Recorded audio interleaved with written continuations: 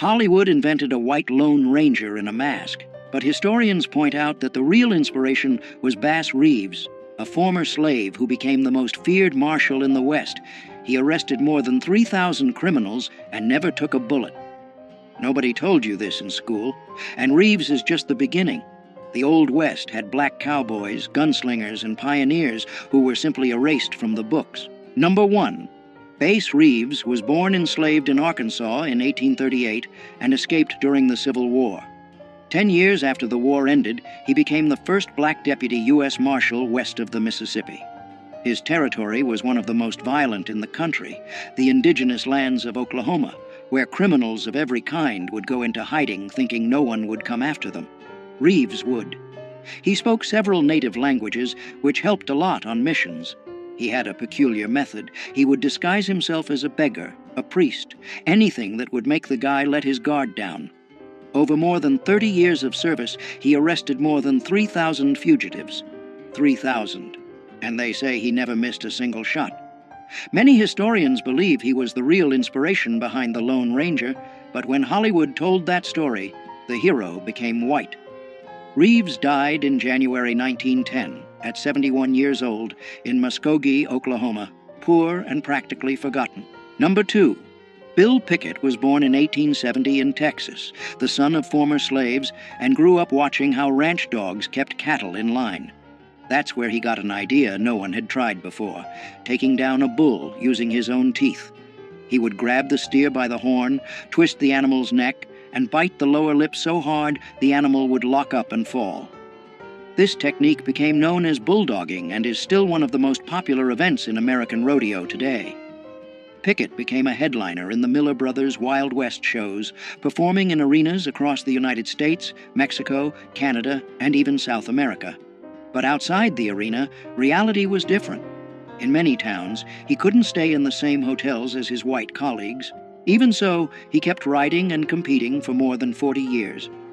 In April 1932, at 61 years old, he was breaking a wild horse on a ranch in Oklahoma when the animal threw him and trampled him. He died doing what he'd done his whole life. Number 3. Nat Love was born in 1854 on a farm in Tennessee. He was born enslaved. When the Civil War ended, he was 11 years old and didn't have a penny. So he did something few people would have expected from a black boy at that time. He went west. At 15, he made it to Texas and got a job on a cattle ranch. He learned to break wild horses, drive cattle herds through dangerous territory, and shoot like very few. In 1876, on the 4th of July, he took part in a competition in Deadwood, South Dakota. He won every event, roping, shooting, and riding. That day, he earned the nickname Deadwood Dick. Later, he wrote his own autobiography telling all of this at a time when almost no black cowboy had a voice. But here's the part no one talks about. After years living that life, Nat ended up working as a train porter in Los Angeles. He died in 1921 at 66 years old, practically forgotten. The Old West had a short memory for men like him. Number 4. Bo Zekard was born enslaved in Mississippi in 1843, and after the Civil War became one of the most respected cowboys in Texas. Charles Goodnight, one of the toughest ranchers of that time, trusted him more than any other man on his crew. Zekard drove herds along trails where bandits and Comanches attacked without warning. On one of those trips, he saved Goodnight from a robbery, risking his own life. Goodnight publicly said Zekard outdid any white ranch hand he'd ever hired. At a time when a black man hearing something like that from a Texan was something that just didn't happen. Decades later, the writer Larry McMurtry used his story as the basis for the character Joshua Dietz in the novel Lonesome Dove, which became one of the most watched miniseries on American TV. Zekard lived to be 85 and died of natural causes in January 1929 in Texas. Goodnight paid for his funeral and personally wrote the epitaph on the headstone. Number 5. Mary Fields was born enslaved in Tennessee around 1832. After the Civil War, she gained her freedom and ended up in Montana, where she built a reputation that few men of the time could match. Over 6 feet tall and with a temper that didn't take any disrespect from anyone, she became the second person in the United States to receive an official federal mail route and the first black woman to do it. The job wasn't for just anyone. She drove stagecoaches through territory where wolves, bandits, and snowstorms were part of the routine. Mary always carried a gun and didn't hesitate to use it when the situation called for it. On her days off, she hung out in saloons, drank whiskey with cowboys, and smoked cigars like it was the most normal thing in the world. And back then, for a black woman, that was unthinkable. The town of Cascade, Montana, even closed businesses on her birthday in her honor. Mary died on December 5, 1914, at 82 years old from liver failure. Number 6. Crawford Goldsby had black, Cherokee, white, and Mexican blood running through his veins. He was born in 1876 in Texas and grew up in Indian Territory, which is now Oklahoma. By 18, he was already one of the most wanted criminals in the whole region. The nickname Cherokee Bill became synonymous with trouble. He robbed trains, held up businesses, and went up against the law without blinking.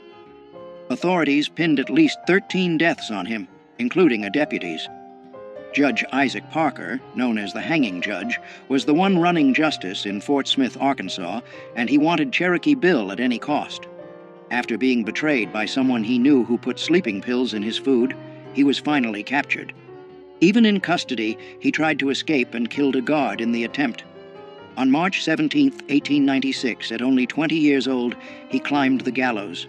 When they asked if he had anything to say, he calmly answered that he hadn't come there to give a speech, just to die. Number 7. Isom Dart was born enslaved in Arkansas around 1849. When the Civil War ended, he was still a teenager and had nothing. No land, no money, no family who could help. So he did what many men of that time did. He headed west to try his luck. But his luck came with a price. He started out stealing cattle and horses in Wyoming, and he was good at it. He changed names like changing shirts. He lived for a while among Native Americans, learned how to disappear into the brush like he'd never existed. The authorities couldn't catch this guy. But here's the part not many people know. He tried to change his life. He bought a small ranch and tried to live honestly. The problem is, when you've got a past like that, the past comes to collect. In October 1900, Tom Horn, one of the most feared hired killers in the West, got the job to finish Isom. An ambush on Cold Spring Mountain was all it took. One clean shot, and Isom Dart went down at 51 years old. Number 8. This is George McJunkin. The guy was born enslaved in Texas in 1851 and never had access to any school.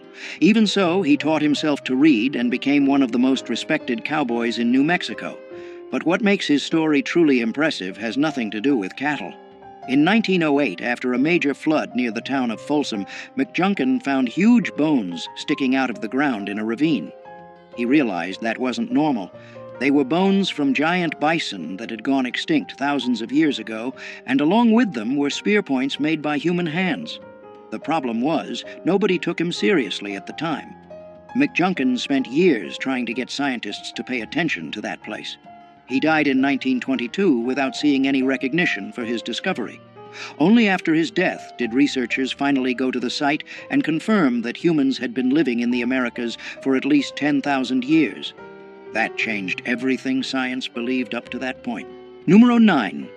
Jim Beckworth was born enslaved in Virginia in 1798, but his life took a turn that few people would expect. While still young, he gained his freedom and went west to work as a trapper, hunting beaver pelts in the mountains. During his travels, he ended up being adopted by the Crow tribe, where he rose through the ranks until he became a war chief. That's right, a former enslaved man leading warriors in one of the most respected tribes of the Great Plains. Beckworth also discovered a pass in the Sierra Nevada mountains that still bears his name today, a route that helped thousands of settlers reach California. He lived between two worlds his whole life, moving between white society and native people without fully belonging to either side. He died around 1866 at 68 years old, and what makes his death even more intriguing is the theory that the Crow themselves may have poisoned him during a ritual because they believed his spirit would bring lasting strength to the tribe. Number 10. York was born enslaved to the Clark family around 1770 and was taken on the expedition that crossed the American continent between 1804 and 1806. During the journey, something curious happened. Several indigenous tribes had never seen a black man before. Some tried to rub his skin, thinking it was paint or dirt. The Mandans were so fascinated that they treated him almost like a supernatural figure. York hunted, fought, and faced the same dangers as any other member of the group, but when the expedition ended, he returned to being enslaved. He asked William Clark for his freedom several times and was refused. Historians disagree about what happened next. Some accounts say Clark finally freed him years later, while others suggest he ran away. What is known is that York probably died around 1832, a victim of cholera, without ever receiving the recognition the other explorers got. Number 11. In 1856, a woman who had been someone else's property her whole life walked into a Los Angeles courtroom and did something few people had the courage to do back then. Bridget Biddy Mason sued her own owner for her freedom, and she won. But what came next is even more impressive. Born enslaved in Georgia in 1818, Biddy was forced to walk nearly 1,500 miles on foot to the American West, taking care of cattle and children along the way. After gaining her freedom, she worked as a midwife and started saving every penny. With that money, she bought land in downtown Los Angeles when the city was still small and dusty. Those properties went up in value in a way nobody expected. Biddy became one of the wealthiest women in the area and used that fortune to help people in need, founding churches, shelters, and donating to struggling families. She died in January 1891 at 72 years old, from enslaved to millionaire at a time when the laws were working against everything she stood for. Number 12. Clara Brown was born enslaved in Virginia around 1800 and spent more than 5 decades without freedom. When she was finally freed, she was already 56 years old. Most people at that age would think about resting, right? Not her. Clara headed straight to Colorado during the gold rush, working as a cook and laundress in miners' camps. The detail few people know is that she spent almost none of what she earned. Every penny was saved for a goal she never gave up on, finding her family, who had been sold and separated decades earlier. With the money she built up, Clara helped dozens of formerly enslaved people get settled in Colorado, paying for trips and offering housing. In Denver, she became known as the city's angel, and after years of searching, already in her 80s, she managed to reunite with her daughter, Eliza Jane. Clara died in October 1885 at 85 years old, proving that determination doesn't have an expiration date. Number 13. This is Kathy Williams, and her story is one of the most surprising of the post-Civil War era. Born enslaved in Missouri in 1844, she gained her freedom when Union troops occupied the area.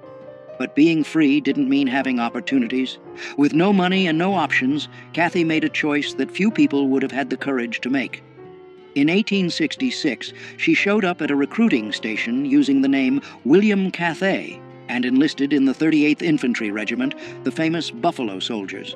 For 2 years, she marched hundreds of miles across New Mexico under the blazing sun, slept in tents with other soldiers, and went through medical inspections without anyone discovering the truth. It was only when she became seriously ill that an Army doctor revealed that William Cathay was, in fact, a woman. She was discharged and spent the rest of her life in Colorado, working as a laundress and cook. She died around 1893, poor and almost forgotten. She is the only documented woman to have served in the Buffalo Soldiers. Number 14. Louisa Marchbanks was born enslaved in Tennessee in 1833 and gained her freedom after the Civil War. She headed west and ended up in Deadwood, South Dakota, right in the middle of the gold rush. There, she became known as Aunt Lou, the woman who fed hungry miners who showed up with nothing in their pockets. Her reputation in the kitchen grew so much that she ended up cooking meals even for presidents of the United States. What stands out in her story is how a woman who started life without even having rights over her own body managed to become one of the most respected figures in a violent town run by armed men. In Deadwood, where the law barely existed, it was her food that brought people together. Aunt Lou later moved to Wyoming, where she kept cooking and was loved by everyone around her. She died on March 17, 1911, at 78 years old, of natural causes, leaving a legacy that few cowboys of that time could match. Number 15. Jesse Stahl was the kind of cowboy who made the whole crowd drop their jaws. Back in the early 1900s, he ruled the rodeos of the American West like very few could. The problem was that because he was black, the judges simply refused to give him the scores he deserved. It didn't matter how much better he was than the other competitors. Winning almost never came. In one famous moment, Stahl decided to ride a wild bronc, sitting backward in the saddle, just to prove that even like that he was better than everyone there. The message was clear, and the crowd got it right away. Born around 1879, he spent decades traveling the rodeo circuit, taking on not just horses trying to throw him to the ground, but a whole system trying to erase him. He died in 1935, at 56 years old, without ever getting the recognition he deserved in his lifetime. Today, he's considered one of the greatest cowboys who ever lived. Number 16. Most people don't even realize that there were black doctors in the Old West, let alone a black woman practicing medicine at a time when many white people couldn't even get into college.